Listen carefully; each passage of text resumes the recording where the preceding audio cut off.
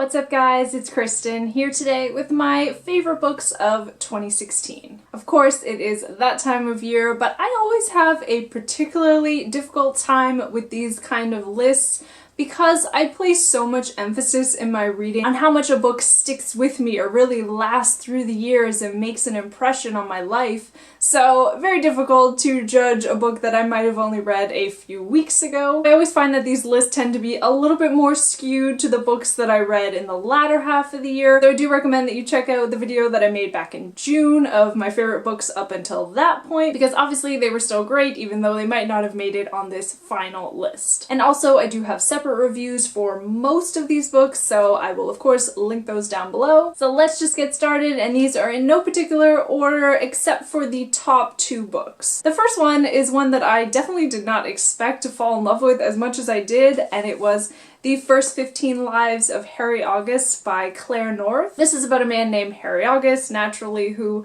lives his whole life very mundane and normal, but when he dies, he is immediately reborn and lives the same life over and over and over again. And I just thought it was such an interesting take on the theme of immortality, and I loved how he met other people who had the same sort of gift, so to speak, and how they all use their time differently. And at the same time, it was just an amazing thriller that felt like one big chase scene through time. And I did listen to this one on audiobook, and it was one of the best audiobooks that I've ever listened to. The narrator was amazing because there are so many characters in this with all different accents, and he made them all sound completely distinct. And next up is just one of several memoirs that I read this year. It was In Order to Live by Yeonmi Park. She was born in North Korea, and this is the story of her life growing up and her subsequent escape to China and then South Korea. It's just such an important story, and especially because everyone is paying so much attention to the political situation in North Korea and the possible ramifications for the rest of the world, but then not paying attention to the atrocities that the government is committing against its own people. Yeonmi does such a good job of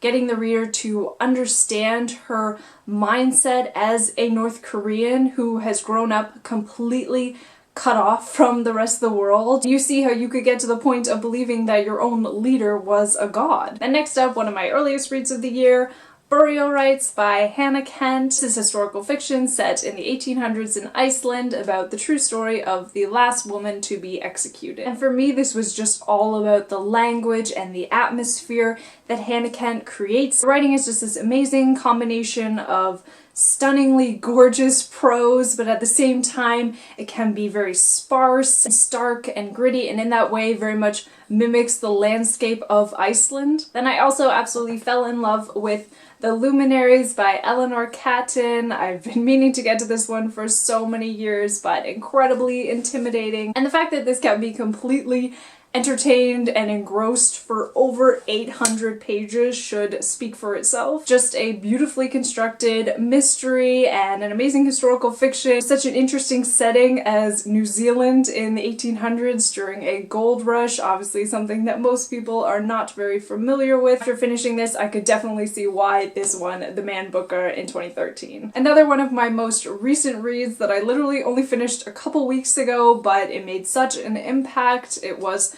The Road by Cormac McCarthy. This is the story of a father and son living in a post-apocalyptic world, and I was a little bit nervous going in for my first McCarthy, knowing that he has this very unique writing style with limited punctuation. That is one of the things that I ended up falling in love with, that the story, it just flows so beautifully and that you don't need these breaks in between. Everything about it just mimics the story so beautifully that it's stripped down and raw and bare, but honestly one of the most realistic books I have ever read. I cannot wait to read more of McCarthy's work in 2017. And then another nonfiction that I feel like really just impacted the way that I see the world today, as crazy as that sounds, it was Guns, Germs, and Steel, The Fates of Human Societies by Jared Diamond. In this, Jared Diamond essentially answers these massive questions of the history of the world and why things are today the way they are, and somehow manages to do that in less than 500 pages and make it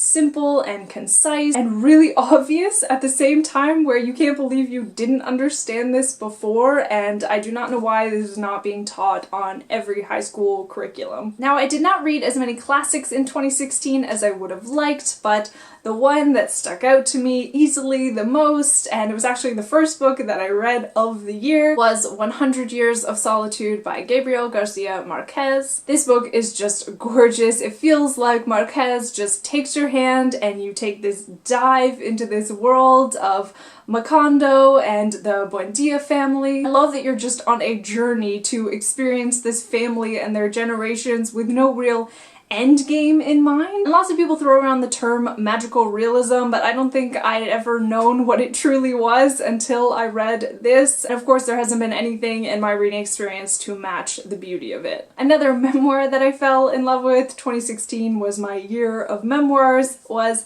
The Glass Castle by Jeanette Walls. This is Jeanette's story of growing up in an incredibly unique and dysfunctional household. But what I love most about this and why I found it unique is that she is telling you about her parents and the way they treated their children, which was just abhorrent. They were just completely neglectful and abusive at times, but she tells it from a place of understanding and love, which is hard to come to grips with at times reading it. It really brings home the point that life is not black and white, good and evil. Everything is so complex. It was also just an amazing read that I could not put down. So now we are down to the top 2 books. One of them is nonfiction, the other one is fiction. And my favorite nonfiction book of the year is A Mother's Reckoning: Living in the Aftermath of Tragedy by Sue Klebold. Sue Klebold was the mother of one of the Columbine shooters, and I found this to be one of the most important books I've ever read, and it's showing how there are always 2 sides to every story and how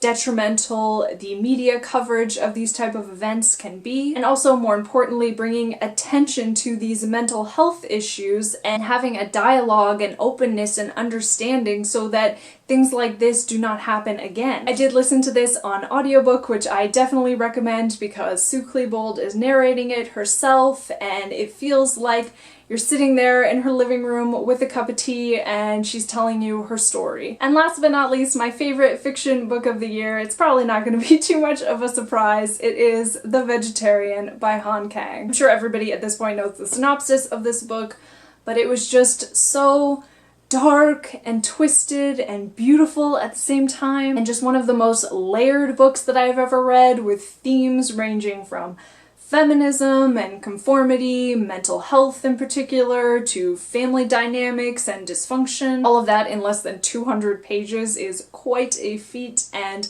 this is a book I read earlier on in the year, but I am still thinking about it, clearly. So that is it for my favorite books of 2016. I believe there was 10 books on that list, which I honestly did not plan. Of course, I would love to hear what your favorite book of 2016 is. I'm always really interested in that and usually add those books to my TBR. So please leave your thoughts in the comments down below. Thank you so much for watching, and I'll see you again soon. Bye!